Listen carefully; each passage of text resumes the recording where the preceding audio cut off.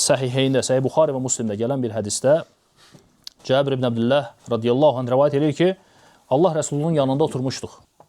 Allah bədirlənmiş bir aya baxdı və dedi ki, Əmə innəkum sətəravnə rabbəkum kəmə təravnə hədəl qamər.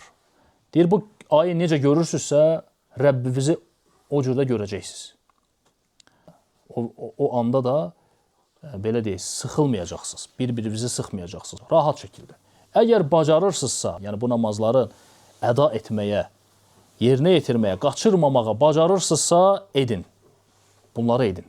Hansı namazlardır? Deyir, fəcr namazı, yəni fəcr deyir, qablə tulu'i şəms. Günəş doğmamışdan qabaq olan namaz, yəni fəcr namazı və günəş batmamışdan qabaq olan namaz.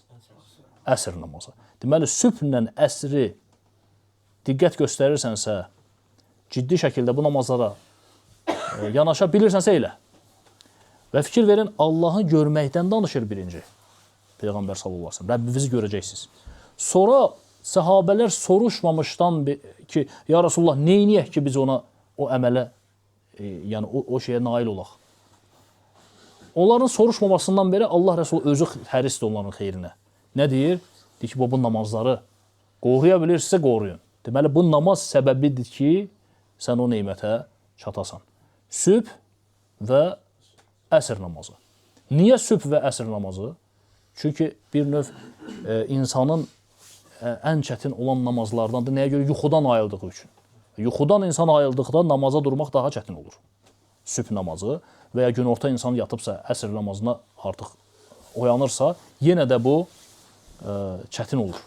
Və həmçinin iki soyuq, başqa bir hədisdə gəlir ki, kim iki soyuğu qoruyarsa, iki soyuq namaz hansıdır? Sübh və, çünki insan yuxudan oyanarkən bir növ biraz soyuq hiss edir, xüsusən də soyuq havalarda. Yuxudan oyanır və namaza durmaq çətin olur. Və bu namazları qoruyan, sübhlə əsri qoruyan, digər namazlar, o biri namazları da rahat şəkildə qoruyacaqdır. Əgər bunları qoruyursansa.